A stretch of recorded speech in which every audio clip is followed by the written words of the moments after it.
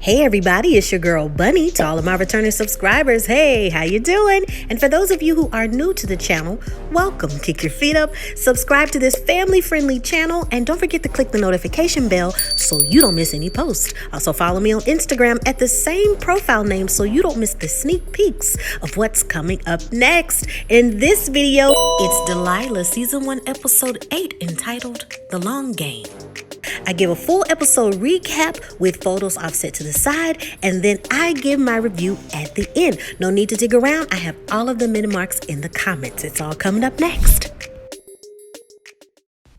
We pick up where the last episode left off, with Delilah wanting to know, did you have anything to do? Were you involved in any way in Gary Shay's death? Leah goes on to answer that, when I asked you to take this case, you told me flat out that you weren't taking this case. So I went to Gary Shay's house to see if he knew any more details and that maybe I would convince him about the possibilities of you taking this case. He said he'd think about it, and sometimes I feel like it's my fault. Maybe he felt guilty, but he's a nice guy. And Delilah can't understand that if you come back in, maybe we can get your sworn statement. But Leah is saying, no, it was a mistake getting you involved with Fred, with this case, everything. Maybe it was all a mistake calling you. I appreciate everything you did, but maybe Nate could... The fact that he was involved too, I'm sorry. I just want to settle. It's 1 week later. Leah comes back and Harper expresses how awesome Delilah was when it came to taking her case, and that she understands that she's scared and wants to just settle, but if she could just give Delilah a chance, then maybe it would just... And as soon as she tries to finish, Tamara arrives and Delilah wants to speak with her alone. Fred then arrives and waits in the conference room. Delilah expresses that she wants it in writing that Fred didn't fire Leah for doing a bad job. No settlement without the admission of guilt of wrongful termination. Harper interrupts just to inform them that Judge Morrison has arrived, and Tamara's only response to Delilah's request is, "I'll try, and I'll see you in there." Judge Morrison goes pretty quick with the details when it comes to the fluidity of the day.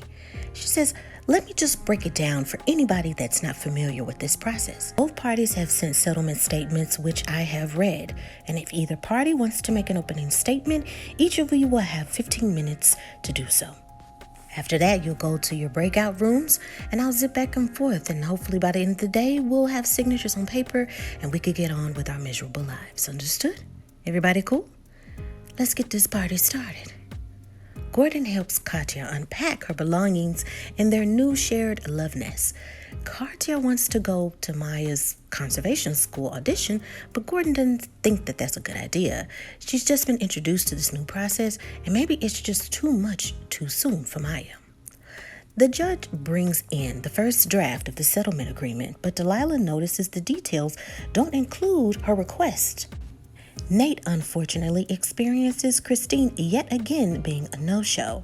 Even the VA employee shows frustration with Christine's absence. Nate wants Christine to see the options of assisted living before he picks one, because Dion will visit him. But his dad asks for a moment alone. Him and Francis want Nate and Dion to live with them. His wife has done the research on how to convert the garage into a suite. He admits that he wasn't there for him or his sister, and he's proud of both of them. But he feels that this new living situation can be another chance for him to spend more time with him and Dion. Nate accepts it by saying, "Thank you." The judge updates the report to Tam and Fred that whatever it is, true or not, it would have to be admissible, and that would be up to a judge or a jury. But Miss Connolly has shared a report from a private investigator, Mr. Manson Cunningham, that there are a number of wire transfers sent to Pine City Trust supposedly authorized by Miss Davis are fake, and she says she has the proof. She feels that maybe if you know this, it will help you reconsider appending the exonerating language about Miss Davis's job performance into the agreement. Fred says that he has no idea what she's talking about, but the judge says that he sounds like a boy who's been caught with his hand in the cookie jar. Have you?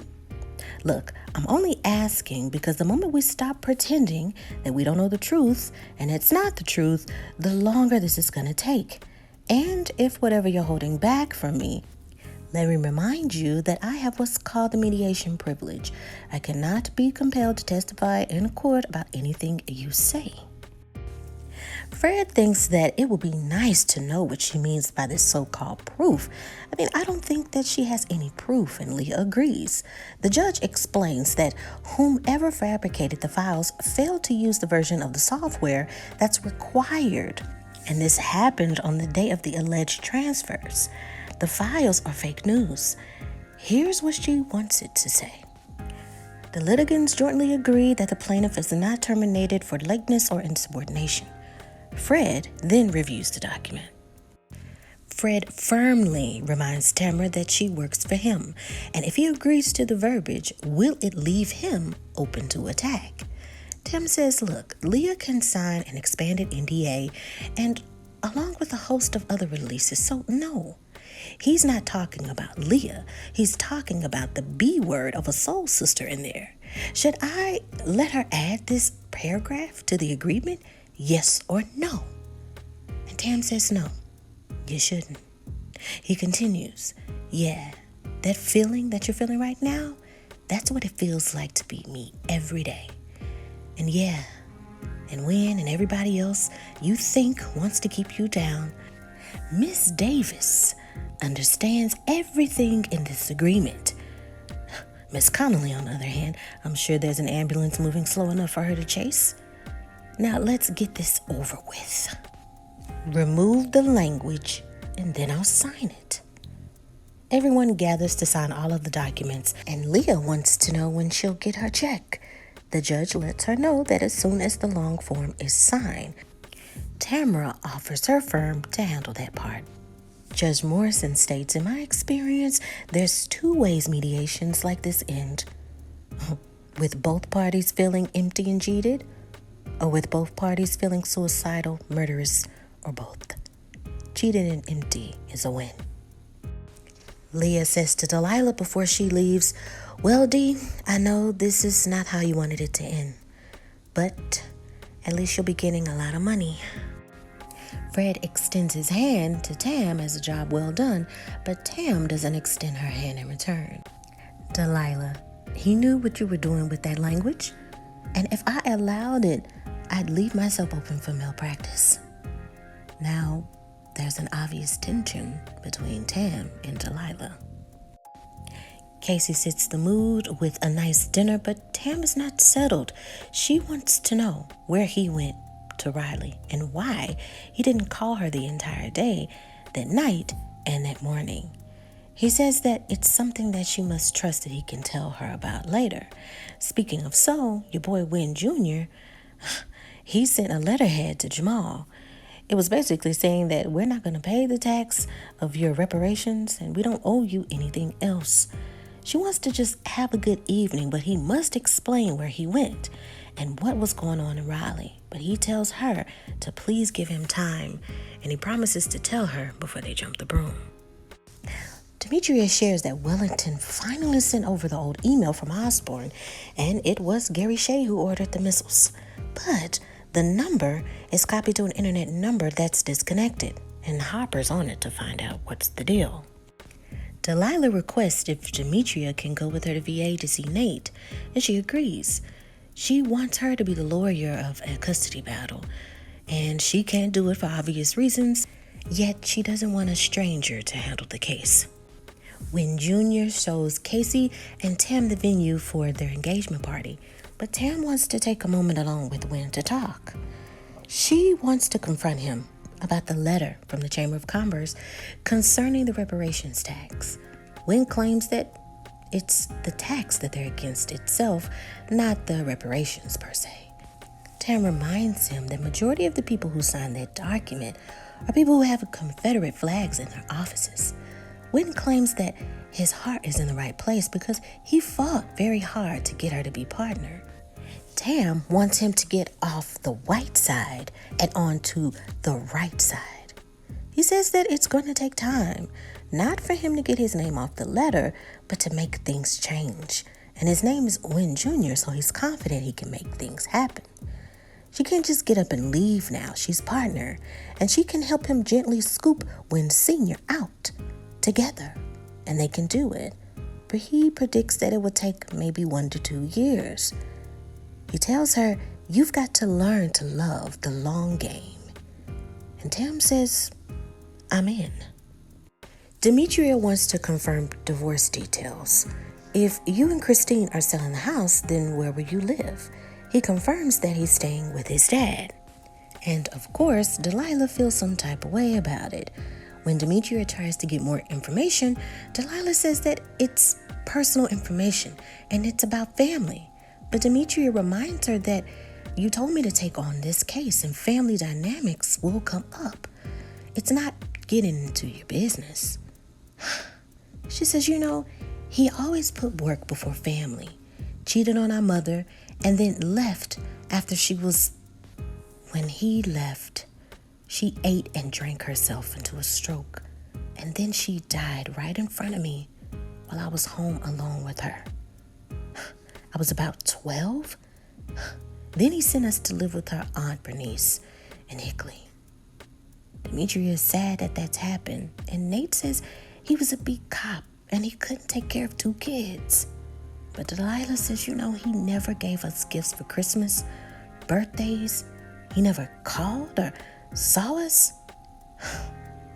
He didn't even see any of my children being born. Demetria says, wow, that's sad that you went through that, but I'm sure that your father felt terrible. And it's not an excuse, but it's an explanation. Delilah has had enough, and Demetria says, Nate, thanks for your services. Delilah, I didn't mean to get you mad. I'm not mad. You didn't do anything wrong, and I'm glad you found out the information, and I'm glad that he has somewhere to go. Harper calls and reports that that number is from an internet provider in Belize, and that's where Pine City Trust is located. Harper got the internet provider's information and wants to get the records for it pulled for the past 2 years so we can find out whose number it was. They're going to have to get back to her, though, unfortunately, and Delilah wants to know, where is Mace? I don't know where Mace is, but someone from HR at the Vita Nicholas company called asking for a reference about him. Isn't she that model? Yeah, for a hot minute. Then she got her MBA, then became a CEO, and now she founded an ad-free subscription search engine. You know what, Harper? Now that we have that weird number, draft a motion to copy Osbourne email servers. I'm sure a judge will do it now. Tam informs Delilah that she emailed her the long form, and Delilah says, I know, thank you. But Tam wants to say, you know what? I really called to remind you about the engagement party. Saturday, the foundation for the Cardinals. And she says, I know. I wouldn't miss it. Good night. Leah is absolutely excited about the check and says to Delilah, look, I know you didn't want to settle, but I'm a good person. Leah, if you were a good person, you would know that a good person wouldn't have withheld information for so long and hung me out to dry so many times. Now you know what your silence is worth. Harper apologizes for the interruption, but she has to say something super important. She heard back from Belize, and the last person to have that internet phone number, the names are at the top of the list. Delilah walks back into the room, and she wants to know, is that your name on the top of that list? Or is it some other L. Davis I don't know about? Yeah, that's me. So you knew the entire time. Everything that we worked hard on to discover and prove, you just already knew? You already knew that you had the proof Fred knew about the problem? You already knew Gary was the one that was interested and requested the missiles? Why didn't you tell me? because I knew that you would make it all about trying to save the world, especially if you thought that Nate could have been harmed, your brother. D, that's not what I signed up for. Why didn't you just walk then? Because I deserve to get mine, and Gary got his. So why not me? You said it yourself. Now I know how much my silence is worth. And it's worth a lot more than 2 weeks' pay. You knew about the problem. You knew Gary had been point of the contact for the C-15, and you went to Fred about it? Yeah. Then he was like, you're fired. So I went to the house to tell him to his face that if you need me to stay silent, you're going to have to pay me. Just like you did Gary Shea. Oh. And his wife called the police. Right. Then I came to see you. And even you didn't believe me. So I went to Gary and figured out, hey, maybe I can get mine, Maybe I can get him on my side. And so maybe you can think if a white guy believed me, then it would make you a little bit more settled. Gary just told me to just take care of my own crap, so I did. It's sad that he died, but you know what? Maybe if he hadn't have died, maybe you wouldn't have taken the case. I went to jail, Leah. I didn't tell you to steal those files. Leah, I put in hours and hours. I turned other cases away for this case. I basically lost my best friend. But Delilah, you gained 30%. So don't sit here and act like I'm the only one who's getting something. I get 30% of the money, but I want 100% of the justice. And you're going to have to give me something. And what if I don't? Then you have to live with the fact that you didn't do anything to help Nate or any of those soldiers who were hurt or killed by that cover-up. I won't testify. I can't. I signed that agreement and it says that I can. Leah, all I need is something that says that Fred knew. That's all I know. That's all I need. I know that they took your phone, they swiped your laptop, but you have to give me something. If you can't do it for yourself or me, then do it for Nate. Okay, fine, I'll do it. For Nate. And just so we're straight, moving on, I did steal your boots. Leah, I know. Mr. Fred Osbourne, I want you to set up a fund for the families and soldiers affected by the C-15. Who are you here for on behalf of? The truth. So who's paying you? No one. I got an email October 10th, 2019. It's from Gary Shea to you and Rick Pattingale, proving that you knew about the problems with the C-15. That you knew Raquel Williams was testing them with Wellington missiles. On that same day, there were 4 accident reports filed by American soldiers, citing that the C-15 malfunctions was the possible cause. 3 of those accidents resulted in deaths. And where did you get this email? Doesn't matter. I have testimony from your guy, Rick Pattingale, who I finally found because of that email I mentioned earlier. Here's the thing, Fred. I don't want you to go to jail. I just want you to do the right thing. Can we just put this behind us? The only way we can put this behind us, behind you, is to put something bigger in its place. How big? I'd say 100 million is a good place to start. Well played, Miss Connolly. You got a deal. Mr. Connolly says that he's happy that maybe a lot of the babysitting will fall into his lap. He's retired and actually looking forward to having more time with Nate and Dion. Delilah isn't buying this retirement story, but he tells her to let it go. Once everything with Nate gets settled, maybe the kids and I can visit and come by. And he loves that idea. It's finally time for Nate to be released from VA.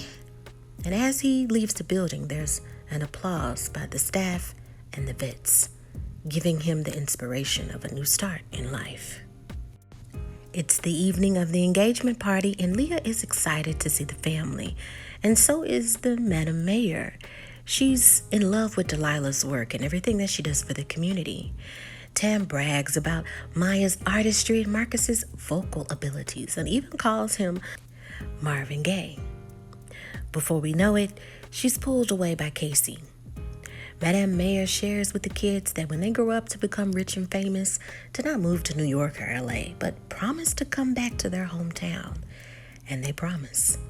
The family gets happy laughter looking at Tam because she's happy. Jamal makes a surprise appearance, and Tam escorts the kids away so Dee and Jamal can have a moment to talk. She tells him that she's excited to see him and that she misses the dance lessons. And in between time, she's even practiced. The kids come over and they meet Jamal, and everybody seems really chill. Tam says, I heard that Jamal is good at playing the piano, and this one here can really sing. And Marcus takes him up on that challenge. Delilah, I talked with Wynn, and Fred called. What did you do? I told him to put his money where his mouth is, but tonight it's about you and Casey. So can we just talk about something else? And if you want to talk about that, we can talk about it later. But tonight, it's a celebration. You should have seen his face when I told him I found Rick Pattengill. You found Rick Pattengill? No. See? I told you a little bluffing goes a long way. You know what, Tam, this place looks great. Is everything okay? Yeah, everything's fine, but, he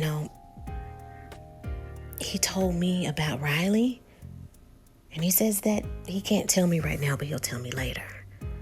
Tam, I'm sure that it's just a misunderstanding and everything's fine.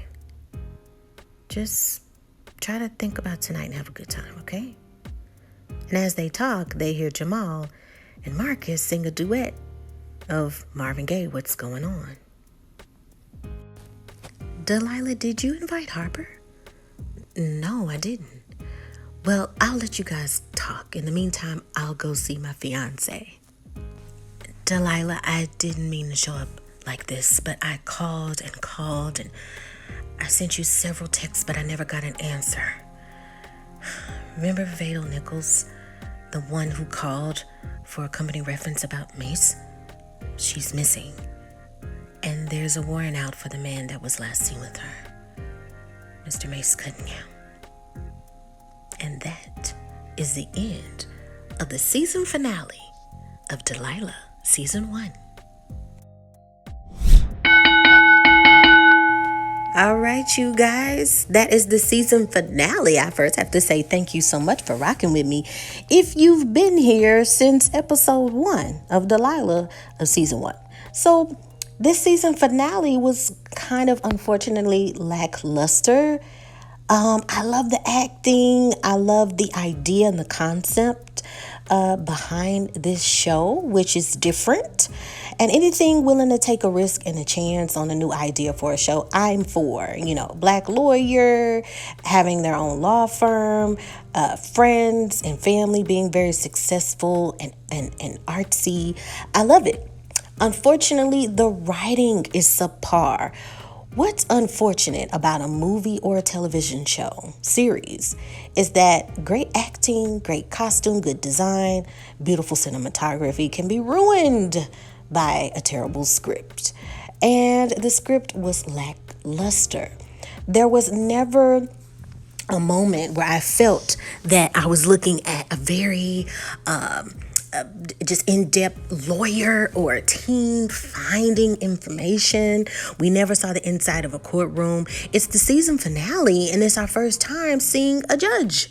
It's our first time seeing a back and forth about settlements, and it just it's just really disappointing. And I was really looking forward to some information that would have me like, wow, this has got to be something I watch for season 2. Unfortunately, I feel like it was lackluster because it doesn't inspire me to see a season 2. We learned a lot of details that could have been discussed episode 1, learning about Delilah's parents and what went on with that. Why was it just strung along so long for us to find out what happened between her parents? Very frustrating. It was very frustrating that now we're finally getting to a point where we're learning more about the divorce between Christine and Nate. That could have been summarized in a paragraph, literally within the script. So if you get this idea, that's why the script writing kind of pulled down the energy of this show. We have some amazing actors, and I honestly think that the individual that was the judge should have played Delilah. Now, if you remember, she was in The Color Purple, and she's aged gracefully. She was the one that was singing, yes, God's trying to tell you something. Yeah, that's her. I can't sing, y'all, but you know what I'm talking about. You know the scene I'm talking about. But anywho, if I think a few of the roles would have been reversed, then maybe it would have brought a little bit more energy. The actress who plays Demetria was absolutely phenomenal. Her quick wit, very, very quick with all of the details and saying everything very affluent, as if she's a seasoned lawyer. When it came to Delilah, it just seems like each line was being read off of cue cards. It was just little hiccups here and there. I was just like, can we please get more details? Can we please get, like, it was just too, instead of it being a mystery, it's like, is it a mystery or is it a law series? If it's a law series and it's a mystery series, if it's both, you're not giving me enough details. You're just dragging along so much, and there were unnecessary characters that weren't needed. The kids weren't needed. The backstory with the ex-husband and Katya, who cares? I think it was just so much layered on that it took away from adding in more details when it came to the case. There could have been more of back research when it came to missiles, when it came to the army, when it came to documentation. That could have been filled in. So unfortunately, I don't think I'm gonna tune in for season 2. I don't want to say that, but it doesn't bring me so much interest and so much curiosity that I'll come back. Unfortunately, the ratings for the show, I think, were under 1 million for the show, which is okay, but the competition now with television and shows, hopefully it will be back for another season, but I don't know how that's going to work. I don't know how that's going to happen. I know it varies from network to network, so we'll see. Hopefully I'll see a lot of the characters that we saw in this series also on other shows as well, because with every show, I mean, you have a pilot show and that airs, and you want to see how the audience feels about it, and then you go into the writing and into the series to see how you feel. If they come with a season 2, great. I might poke my head in every now and then and check out the episodes, but unfortunately I don't think it's something that I'll review. If it just starts to speed up, and maybe if the writing changes, then maybe I'll hop back in and start doing the reviews again. But let me know your thoughts. I was super duper excited about this show. I love shows. I love Law and Order. I love NCIS. I love Matlock. I love all of these shows that have to deal with legal and cops and cases and figuring out stuff. But I didn't feel challenged in trying to figure stuff out. I felt like from the beginning I had it figured out. That Casey was shady. I said that from episode 1, I think, right? Or episode 2. That Jamal is still suspect to me when it comes to things that he knows. But it's just still a lot we don't know about a lot of characters. A lot of things that were mentioned in this season that still kind of linger in the air about, okay, is that important or is it not? I'm not dogging the show. It's just fair that we critique shows. Just saying, oh, it was great and it was amazing. if you really don't feel that way when you're watching it, you have to be honest and you have to say the things that you like and that you dislike. That's things and feedback that maybe people who are writers and creators go on these YouTube channels and they get honesty. And that's all that I do on this channel. I'm not this critic who's just critically acclaimed, but as a viewer from the outside looking in, it wasn't any luster for me, and the season finale felt very flat, and it wasn't exciting. And it's unfortunate that I have to say that, but it's the truth. It's the honest truth.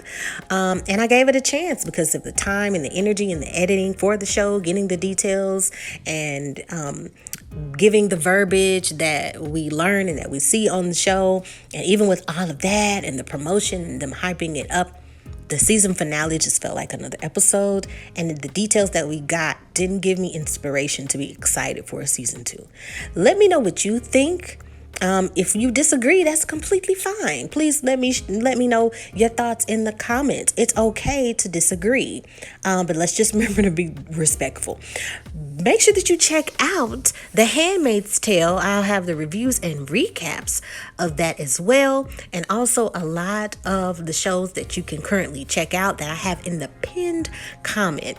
Well, you know the motto of my channel: when one show ends, another one takes its place. So we have The Handmaid's Tale and Pose that debuts in the next 2 weeks. We have Handmaid's Tale today, April 28th, 2021, and we have Pose, which debuts in like next week, May 2nd. So check that out. It's an amazing show, both Emmy award-winning shows. So check it out. Amazing writing, amazing cinematography.